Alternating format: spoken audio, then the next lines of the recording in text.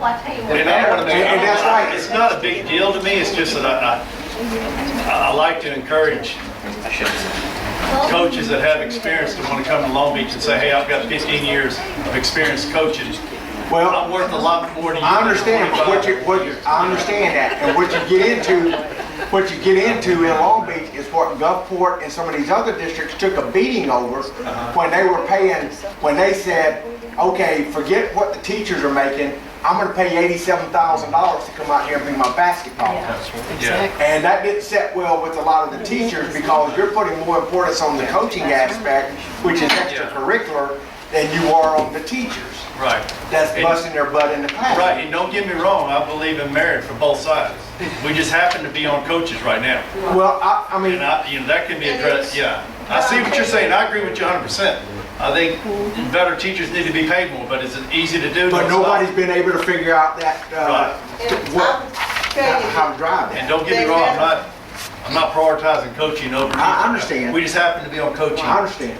section now. I can tell you that when they had the basketball opening, when we had the football opening, we had a lot of people applying. And whether they were first year or people with a lot of experience. So, you know, I would hate to change it, but this is what our coaches have been with us a while used to, if we start having problem finding people. And we're not going to be a district that's going to entertain the idea of somebody coming in and say, if you want me to do anything besides coach football, I'm not your man. And our answer is, you're right, you're not a man. So, I'm sorry. Yeah, and that's fine, I mean, I'm We're not not, going to pay somebody to sit all day in high school football all day long. So, some school districts do. yeah, we can't. That's great. Just for future budget things, if it could be like that, a bit easier like this. We'll try. I'll try to come up with something that'll, Yeah. this will show you how many Thanks. positions. James, we talked about this a couple of years ago, about how having to change this, and that was the best numbers we could come up with. There was a committee that met 3 years ago, I believe, of administrators, coaches, and board members. And this is what was all hammered out in that, and it hadn't been changed since then. The biggest thing back then was just trying to find out what's equal to what as far as percentage. Because a lot of people think, well, it just depends on where you are. A lot of people think that the football coach is going to be the highest paid person, whatever. But they'll tell you that a band director is out there just as long or as much as the football coach with his program. You know, so you get it. So the biggest thing was trying to dictate how many, how long each season was. And that's what it was with the paraprofessional part, about trying to derive how much, okay, if they work just the fall, how much of that supplement did they earn? If they work with the spring training, how much of the supplement did they earn? And these were the things that they agreed upon. All right. Well, based on what we just said, I understand the paraprofessional. On the, we'll take, if we have a head football coach, whatever, hypothetically, how do we decide what his salary is, supplement's going to be for coaching that football? For the What is the coach. factors You take, if you have 34 years experience in teaching, in teaching? Okay. no matter what your certificate, whether you're a master's or a doctorate, we do not feel, and that's came from the committee too, that doesn't really make any difference in how you get a coach. It's your coaching experience that makes that difference. But we're going to take the salary schedule for Long Beach, go down to 34A, see what that person would make on a teaching contract, and then say that times the, .225. yes. Times That would be 22.5%. Yes, sir. And that's what I thought it was, I want to make sure. So he'd get, a $7,000-8,000 supplement. So we can't go out and offer this football coach more than what our policy says. Well, You could. you can, but it just takes a board action. Right, it takes a boy, I got you, okay. If there was somebody out there that we think, is just really fabulous and ours is way out of line, and it's not what some districts are, but I think it's fair for a lot of the 5As, then we can come back to the board and say, okay, this is who we're interested in, but it just won't work. Right, So, okay. but at that point, that would be up to the board and the discussion here to see if it would be changed. There's no discretion on wherever they fall is where they fall on this. Gotcha, okay, thank you. Any questions on the next page? Yeah, the annual, Yes. Why is that so much? The yearbook, Yeah. the time that it's spent, our yearbook is nationally recognized. It means a lot to our student body and everything. And that starts in the summer with selling ads. The district doesn't put anything toward that yearbook, and that sponsors With Us Children in the summer and all during the year. They have to format everything. It's all done on a computer. They do a lot of nights and weekends. So, You've also given that teacher a responsibility of probably trying to raise $100,000. right. They pay for all of that. And Ms. French has done a fabulous job because the first year or so she took over, we supplemented 10 to 15,000 to help defray the cost.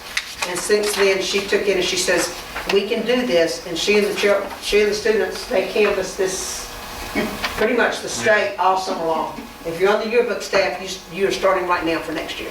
Because they have to raise that much money to cover the yearbooks, even with the students paying what is $60 this year? $60. But everything else is paid for through ads, It's $60? each. That's how much they pay. The cost of the annual is more than, that's just defraying, all these ads that they sell, that just defrays the thing. If you haven't looked closely at our yearbook, you need to look at that compared to some other yearbooks on the coast. They do a phenomenal job. It's all It's students second to none. driven, and it's their ideas, and they're very creative. And a lot of our students win scholarships. But is that calculated back into the cost of the annual? Is that why they're? Yes, they raise the money, and that defrays the cost. It's That very goes expensive. towards that 3,000, No, that's No. That's what we pay to do that. yeah. And that's not out of line at all for what she has to do. Oh, yeah, I'm not. And the money she's responsible for there. Okay. And So- what about graduation? What's that? Graduation, the person graduation, they work all year, they're in charge of certain things, graduation. It's a great deal at the end, they do the programs, they do the senior charts. It says graduation, but it's really your Caps and senior. gowns. Yeah. They order the caps and gowns for the kids, they have to have a meeting with Responsible for them. getting it back? They're responsible for getting all the names on the diplomas correctly, making sure each person has the correct diploma. They're responsible for getting with the Coliseum and setting it up, making sure it's all arranged. They do the seating chart. They get all More the, than They do the $1,000. lineup. way more than that amount of money. Don't encourage. Wow. It's a great deal of work also. So for the work these people do for these supplements, they're not getting paid very much per hour. Any other questions? Department chair. Just like your Department- English department, you signed. That's a position that's been at the high school for years, and that person has extra responsibility in professional development, in textbooks, in Supervision. supervision of the staff They there. serve as mentors for the new teachers. They sit in on professional development meetings, they chair that, they help research the topics they're going to discuss. They review their department's lesson plans and meet with us. They may know something about specific curriculum issue we don't. And they chair our PLC committees as well. That's been a position that's been there for probably 30-something years. I'm just trying to figure out what the heck they do that's different than the rest of the people in the world. Okay. Any other questions on that page? All right. Substitute teachers, detention, gate workers. I don't know about the basketball game. Hey, no man on the phone over there. Any questions? Now, when we pay those games, does it come out of the box? Does it come out of the? Yes. It's not It goes addition to against, the budget. it goes against the revenue that's brought in, right, Jamie? Well, we figure it as an expense, but it doesn't necessarily go against that revenue. But the revenue covers it. Well, first of all, you can't pay a salary out of an athletic fund or out of an activity fund. Yeah. So anything that, when you start talking about coaching supplements or any of these other supplements, they're coming directly out of the district maintenance. Now, the gate revenue actually went into the athletic budget. And that athletic budget is, so really, any supplements or anything that we pay in order to run the athletics, that is a cost of district maintenance. And that's, I think that's when I told y'all before that, you're running, the program itself, all the athletics are like generating probably close to $100,000, and we're spending $100,000 in the athletic. That does not count the $200,000 that we're spending on all the supplements and things like this.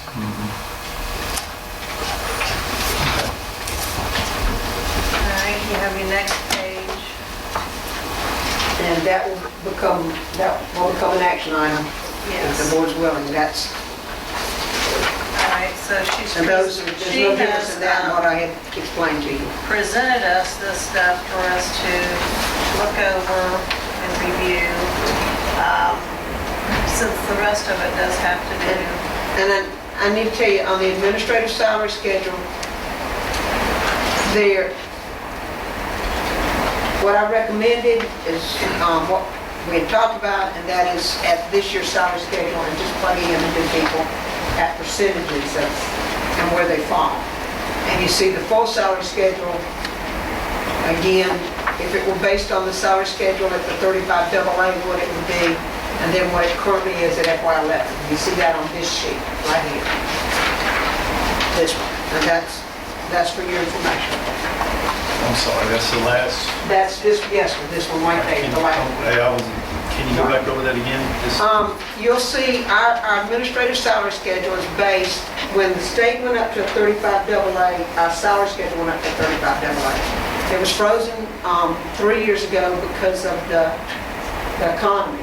And they did the first year of the raise that the teachers between 25 and 35 got, but we never applied the second year. So you see, each year you get it with where it would be if it were on the salary schedule, then you get what it is at the FY11, okay? So what you see on this is based on the FY11, which is what we talked about, okay? This is for informational, because you need to see that. Okay, so all the budget numbers are going to be based on FY11.